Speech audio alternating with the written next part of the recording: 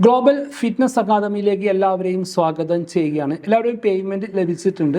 Payment ലഭിച്ച എല്ലാ ആളുകളും കൃത്യമായിട്ട് നമ്മുടെ ആപ്പിൻ്റെ ലിങ്ക് ലഭിച്ചിട്ടുണ്ടായിരിക്കണം. ആപ്പിൻ്റെ പേര് എല്ലാവർക്കും അറിയാം, ഗ്ലോബൽ ഫിറ്റ്നസ് അക്കാദമി എന്നാണ്. ആപ്പ് ആൻഡ്രോയിഡിലും ഐഫോണിലും ഉപയോഗിക്കാൻ പറ്റുന്ന രണ്ട് തരത്തിലെ ആപ്പുകളും കൃത്യമായിട്ട് അത് നമ്മൾ രൂപകൽപ്പന ചെയ്തിട്ടുണ്ട്. അപ്പോൾ ആപ്പിൻ്റെ ലിങ്ക് എല്ലാവർക്കും ലഭിച്ചിട്ടുണ്ടാവും ഞാൻ വിശ്വസിക്കുന്നു. അപ്പോൾ നമ്മുടെ കമ്മ്യൂണിറ്റിയെ കുറിച്ച് ഏകദേശം ധാരണ പറയുകയാണ്. ഏകദേശം ഒരു 500ഓളം ആളുകൾ അടങ്ങിയ ഒരു കമ്മ്യൂണിറ്റിയാണ്. അത് 100% മലയാളികൾ തന്നെയാണ്. പക്ഷേ ലോകത്തിൻ്റെ പല ഭാഗങ്ങളിൽ ജോലി ചെയ്യുന്ന മലയാളികളാണ്. അപ്പോൾ എല്ലാവരുടെയും പൊതുവായിട്ടുള്ള പ്രശ്നം തടി കൂടൽ തന്നെയാണ്. തടി ലേഡീസ് ആണെങ്കിൽ എന്താണ്, തടി കൂടി, പ്രസവത്തിന് ശേഷം തടി കൂടി, വയറ് കൂടി, കാലിന് വണ്ണം കൂടി, ബാക്ക് കൂടി, അല്ലെങ്കിൽ കയ്യിൻ്റെ ചില ആളുകൾ കയ്യിൻ്റെ ഇവിടെ അങ്ങനെ തൂങ്ങിയ ആളുകളുണ്ടായിരിക്കാം. അത് പിന്നെ ചിലർക്ക് ബ്രസ്റ്റ് സൈസ് കൂടിയിട്ടുണ്ടായിരിക്കും, ചിലർക്ക് മുഖം സൈസ് കൂടി, ചിലർ ആകെ തടിച്ച് ഉരുണ്ടിട്ടുള്ള ആളുകളുണ്ടായിരിക്കാം. എന്നാൽ ജെൻസ് ആണെങ്കിൽ ജെൻസിന് പൊതുവായിട്ടുള്ള പ്രശ്നം വരിക കുടവയറായിരിക്കാം. പിന്നെ എന്ത് ചെയ്യുക, ഒരു മുഖമൊക്കെ എന്ത് ചെയ്യുക തടിച്ച് തുടുത്തിട്ട രീതിയിൽ ഒരു ഉന്മേഷമില്ലാത്ത രീതി, എന്താ പൊതുവായിട്ട് പ്രശ്നങ്ങളാണ്. ഇതിൻ്റെയൊക്കെ പ്രശ്നം നമ്മളെ ഈ തടി കൂടിൻ്റെ പ്രധാന പ്രശ്നം എന്ന് പറയുന്നത് നമ്മളെ ഫുഡിങ്ങിലുള്ള ഫുഡ് പാറ്റേണിൽ ഉണ്ടാകുന്ന അപകടങ്ങളാണ്. അല്ലെങ്കിൽ ഓവർ ഫുഡിങ് തന്നെ തർക്കമൊന്നുമില്ലത്. ഓവറായിട്ട് ഫുഡ് കഴിക്കുക, തീരെ ബോഡിക്ക് വ്യായാമമില്ലാത്തൊരവസ്ഥ, അങ്ങനെ വരുമ്പോഴാണ് ഈ എന്ത് ചെയ്യുക തടീൻ്റെ പ്രശ്നങ്ങൾ വരുന്നത്. പിന്നെ അപ്പോൾ തടി കൂടാനുള്ള കാരണം ശരിക്കും കണ്ടെത്തേണ്ടതിൽ ഇപ്പോൾ നമ്മുടെ മലയാളികളുടെ ഫുഡിങ് നോക്കുക. നമ്മൾ എത്രത്തോളം ഭീകരമായ ഫുഡിങ് നമ്മൾ കഴിക്കുന്നത്. രാവിലെ ഇപ്പം മലയാളി രാവിലെ നല്ല ഫുഡ്, ഹെവി ഫുഡ് കഴിക്കും. പുട്ട് അല്ലെങ്കിൽ അപ്പം പോലത്തെ അരി ഭക്ഷണത്തിൻ്റെ ഹെവി ഫുഡ് രാവിലെ ബ്രേക്ക്ഫാസ്റ്റ് കഴിക്കുന്നുണ്ട്. പിന്നെ 10 മണിക്ക് കൂടുതൽ 1-2 പാത്രം കഞ്ഞി കുടിക്കുന്ന ആളുകളും ഉണ്ട്. പിന്നെ ഉച്ചയ്ക്ക് ചോറ് പലവക കൂട്ടാനായിട്ട് ഉഷാറായിട്ട് കഴിക്കുക. ചിക്കനും ബീഫായിട്ട് പല കഴിക്കുന്ന ആളുകൾ. പിന്നെ ഉച്ചയ്ക്ക് ഉറങ്ങുന്ന ആളുകളുണ്ട്. പിന്നെ 4 മണിക്ക് ചായ സ്നാക്സ് കഴിക്കുക. പിന്നെ രാത്രി വൈകി ഹെവി ഫുഡ് കഴിക്കുക, അപ്പോൾ തന്നെ കടന്നുറങ്ങുക. ഇതാണ് പൊതുവായിട്ടുള്ള മലയാളികളുടെ കേരളത്തിൽ ജീവിക്കുന്ന മലയാളികളുടെ ജീവിത ഭക്ഷണ രീതികൾ. എന്നാൽ അറബ് നാടുകളാണെങ്കിൽ കുറച്ച് ഭക്ഷണത്തിൻ്റെ ഒരു വേരിയേഷൻ ഉണ്ടെങ്കിലും അവിടെയും ഓവർ ഫുഡിങ് തന്നെ. എന്നാൽ യൂറോപ്പിൽ ജോലി ചെയ്യുന്ന ആളുകൾ ഫുഡിങ് അത്യാവശ്യം ഒരു എന്ത് ചെയ്യുക, യൂറോപ്യൻസിലൂടെ നടക്കുന്ന ആളുകൾ അത്യാവശ്യം ഒരു അച്ചടക്കം പാലിക്കുന്നെങ്കിൽ പോലും അവരവരെ വീടുകളിൽ ചെന്ന് കഴിഞ്ഞാൽ വീണ്ടും മലയാളിൻ്റെ ഫുഡിങ് തന്നെയാണ് ഫോളോ ചെയ്യുന്നത്.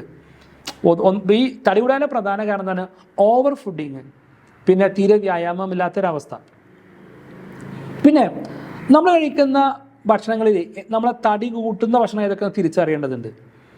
അതിൽ പ്രധാനമായിട്ടും ഒന്നുള്ളത് പഞ്ചസാരയാണ്. പഞ്ചസാര നമ്മൾ വല്ലാതെ എങ്ങനെയെന്നാൽ ജീവിതത്തിൽ നമ്മൾ അറിയാതെ കൂടുതൽ കഴിക്കുന്നുണ്ട്. പഞ്ചസാര എന്ന് പറഞ്ഞാൽ മധുരം മാത്രമല്ല, പഞ്ചസാര മാത്രമല്ല, അത് പഞ്ചസാര പല രീതിയിൽ ഉപയോഗിക്കുന്നുണ്ട്. അത് ബേക്കറി വസ്തുക്കളായിട്ട് നമ്മൾ ഉപയോഗിക്കുന്ന ആളുകളുണ്ട്.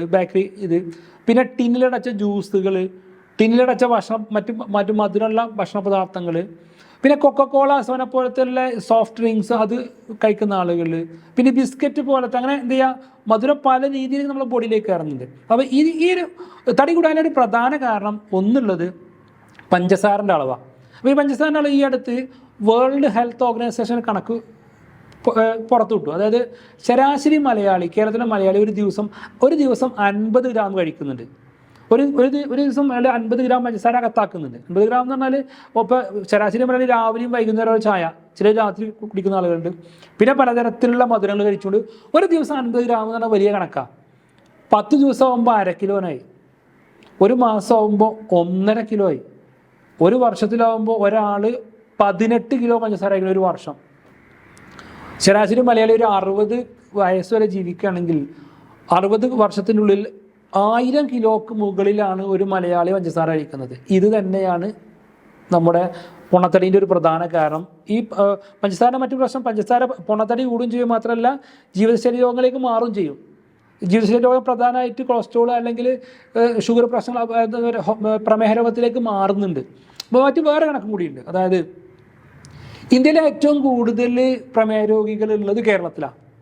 ഇന്ത്യയിലെ ഏറ്റവും കൂടുതൽ ഇംഗ്ലീഷ് മരുന്ന് സെയിൽസ് നടത്തുന്നതും കേരളത്തിലാണ്. ഇന്ത്യയിലെ ഏറ്റവും കൂടുതൽ സെയിൽസ് നടത്തുന്നത് കേരളത്തിലാണ്. എന്നാൽ കേരളത്തിലെ ഏറ്റവും കൂടുതൽ ഇംഗ്ലീഷ് മരുന്നുകൾ സെയിൽ നടത്തുന്ന മലബാറിലാണ്. ഇത് പ്രത്യേകിച്ച് ഈ എന്താ പറയുക തലതിരിഞ്ഞിട്ടുള്ള അല്ലെങ്കിൽ അശാസ്ത്രീയമായിട്ടുള്ള ഫുഡിങ് യാതൊരു തർക്കമില്ല. ഓവർ ടൈം ഫുഡിങ് അല്ലെങ്കിൽ 5-6 തവണ ദിവസം ഫുഡ് കഴിക്കുന്ന രീതി തന്നെ. അപ്പോൾ ഈ ഫുഡിങ് ഒന്ന് തിരിച്ചറിയേണ്ടത്, ഒന്ന് നമ്മൾ അപകടം വരുന്ന ഒരു ഫുഡ് പഞ്ചസാരയാണ്. പഞ്ചസാര ഒന്ന് നിയന്ത്രിക്കേണ്ടത്.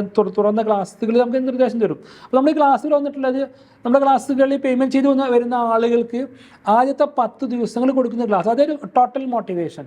അത് മാത്രമേ ഈ 10 ദിവസം കഴിയുമ്പോൾ അവർക്ക് ഹെൽത്തുമായി ബന്ധപ്പെട്ട ഒരു എന്ത് ചെയ്യും, ടോട്ടലായി ഒരു ഐഡിയ കിട്ടിയിട്ടുണ്ടായിരിക്കും, എങ്ങനെ തടി കൂടുന്നത്, അതിനൊരു ഐഡിയ കിട്ടി, അതിന് ഒരു ക്ലാസ്സാണ് വരുന്നത്. അപ്പോൾ മെയിൻ നമ്മൾ കഴിക്കുന്ന ഫുഡ് വരുന്നത് ഒന്ന് അപകടം പഞ്ചസാര. രണ്ടാമത് വരുന്നത് കാർബോഹൈഡ്രേറ്റ് അടങ്ങിയ ഭക്ഷണം. ഈ കാർബോഹൈഡ്രേറ്റ് അടങ്ങിയ ഭക്ഷണം എന്ന് പറഞ്ഞാൽ ധാന്യങ്ങൾ, അത് അരി, ഗോതമ്പ്, നമ്മളെ ഈ ആട്ടറവ, മൈദ പോലത്തെ വസ്തുക്കൾ.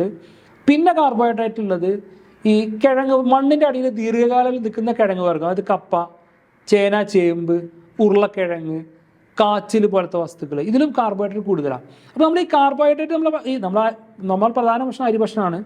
നമ്മളിപ്പോൾ ഉദാഹരണത്തിന് ഒരു ദിവസം 5 നേരം ഭക്ഷണം, 5 നേരത്തും അരി ഭക്ഷണം ഉപയോഗിക്കും. ഇതാണ് നമ്മൾ പ്രധാനമായിട്ട് പൊണ്ണത്തടി വരാനുള്ള കാരണം. പിന്നെ വന്നിട്ടുള്ളത് നമ്മുടെ നാട്ടിലെ ഫുഡ് കൾച്ചർ. ഇപ്പോൾ കേരളത്തിലെ ഏത് മതവിഭാഗമാണെങ്കിലും ശരി, ഫുഡ് കൾച്ചർ വലിയ അപകടത്തിലാണ് പോകുന്നത്. ഇപ്പോൾ കല്യാണം സൽക്കാരമൊക്കെ വന്നു കഴിഞ്ഞാൽ എവിടെയാണെങ്കിലും ഏത് മതവിഭാഗത്തിൽ അത്ര ഫുഡ് എന്ത് ചെയ്യുക, മോശപ്പെട്ട ഹെവി ഫുഡാണ് വരുന്നത്, ഹെവി ഫുഡ്. അപ്പോൾ ഈ ഓവറായിട്ട് ഫുഡ് നമ്മളെ കൾച്ചറിൽ തന്നെ ഒരു മാസത്തിലൊരു 2-3 സദ്യകളോ അല്ലെങ്കിൽ ഒരു കല്യാണം വഴി നമുക്ക് പൊതുവെ മലയാളിക്ക് ലഭിക്കുന്നുണ്ട്. ഇതും നമ്മളെ പൊണ്ണത്തടിയിലേക്ക് നയിക്കുന്നുണ്ട്. പിന്നെ വരുന്നത് ഈ പ്രസവാനന്തരം വരുന്ന ചികിത്സയിലുള്ള സ്ത്രീകൾക്ക് വരുന്നത്. സ്ത്രീകളാകുമ്പോൾ ഇപ്പോൾ നമ്മൾ കണ്ടാൽ അറിയാം, ഇപ്പോൾ ഒരു പ്രസവാനന്തര ശുശ്രൂഷ അല്ലെങ്കിൽ പ്രസവാനന്തര ഭക്ഷണ രീതികളുണ്ട്. ഇപ്പോൾ ഈ ഒരു ശരാശരി ഒരു പെൺകുട്ടി, കേരളത്തിലെ പെൺകുട്ടി നല്ല സ്ലിം ആയിരിക്കാം, നല്ല ഷേപ്പിൽ പെൺകുട്ടി എന്ത് ചെയ്യുക, പിന്നെ കല്യാണം കഴിച്ചു പ്രസവിച്ച് കഴിഞ്ഞാൽ പിന്നെ പ്രസവിച്ച് കഴിഞ്ഞ് ഒരു 2-3 മാസം വീടുകളിലുള്ള ഒരു പ്രസവാനന്തര ഭക്ഷണ രീതിയിലൂടെ പൊതുവായിട്ട് പൊണ്ണത്തടിയിലേക്ക് മാറുന്നത്. അപ്പം ഇങ്ങനെ ഏകദേശം ഇത്ര ഈ ഒരു 3-4 കാരണങ്ങളാണ് ഇതിൻ്റെ ഈ പൊണ്ണത്തടി വരാനുള്ള കാരണങ്ങൾ. പക്ഷേ ഒരു കാര്യം മനസ്സിലാക്കണം, നിങ്ങൾ ഈ കേൾക്കുന്ന ആളുകൾ എത്ര തടിയുള്ള ആളുകളായിക്കോട്ടെ, നോ പ്രോബ്ലം. നിങ്ങൾ എത്ര തടിയുണ്ട്, വയറൊരുപാട് കൂടുതലുണ്ട്, തടി കൂടുതലാണ്, ഓവർ സൈസാണ്, ടെൻഷൻ അടിക്കരുത്. ഒന്നുണ്ട്, നിങ്ങൾ കൺസിസ്റ്റൻ്റ് ആയിട്ട് വ്യായാമം ചെയ്യാൻ റെഡിയാണ്. കൺസിസ്റ്റൻ്റ് ആണ്, സ്ഥിരമായിട്ട് ചെയ്യുക. നിങ്ങൾ സ്ഥിരമായിട്ട് വ്യായാമം ചെയ്യാൻ റെഡിയാണെങ്കിൽ, വ്യായാമം ചെയ്യുമ്പോൾ ഒന്നെന്താ, ഫുഡ് നിയന്ത്രിക്കണം, ഫുഡ് കൺട്രോൾ, ഫുഡ് പട്ടിണി കിടക്കല്ല, പാകത്തിന് ഭക്ഷണം കഴിച്ചുകൊണ്ട് ഒരു പാകത്തിന് ഭക്ഷണം കഴിച്ചിട്ട് കൺസിസ്റ്റൻ്റായി വ്യായാമം ചെയ്യാൻ റെഡിയാണെങ്കിൽ ഈ കേൾക്കുന്ന എല്ലാ ആളും തടി കുറക്കാൻ പറ്റും. ഒരു പദമുണ്ട്, കൺസിസ്റ്റൻ്റ്. അത് സ്ഥിരമായിട്ട് ചെയ്യുന്ന എക്സസൈസ്. ഈ ചില ആളുകൾ എക്സസൈസ് എന്ത് ചെയ്യുന്നു, ഒരാഴ്ച ചെയ്യും, ആ എക്സസൈസിന് ആവേശം 1-2 ആഴ്ച ഗംഭീരം ചെയ്യും, പിന്നെ മടി പിടിച്ചു, പിന്നെ ചെയ്യൂല. അങ്ങനത്തെ ആളുകളുണ്ട്, നിർത്തുന്ന ആളുകളുണ്ട്.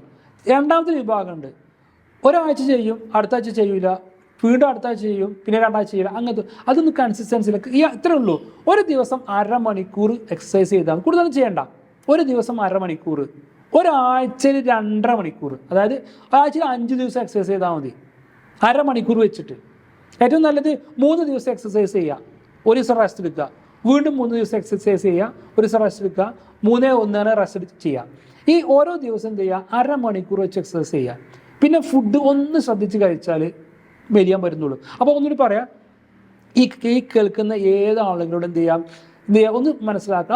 ആദ്യം ഈ എക്സസൈസിൻ്റെ പ്രശ്നം എന്ന് വെച്ചാൽ ആദ്യം മാറ്റേണ്ടത് നമ്മുടെ മനസ്സിൻ്റെ ചിന്താഗതിയാണ്, മൈൻഡ് സെറ്റാണ്. ചിലവർ വിചാരിക്കും ഞാൻ മെലിയാൻ പോകുന്നില്ല, മെലിയില്ല, കാരണം എൻ്റെ അമ്മ അല്ലെ ഉമ്മ തടിച്ചിട്ടാണ്, എൻ്റെ അമ്മായി തടിച്ചിട്ടാണ്, ഞങ്ങൾ പാരമ്പര്യം തടിച്ചാണ്, ഞാനും തടിച്ചിട്ടാണ് ഇരിക്കും. തെറ്റാണത്. നിങ്ങൾ മൈൻഡ് സെറ്റ് മാറ്റണം. എന്നെക്കൊണ്ട് മെലിയാൻ പറ്റും, ഞാൻ മെലിയും, എനിക്ക് മെലിഞ്ഞേ പറ്റും, ആ കൺസെപ്റ്റിലേക്ക് വരണം.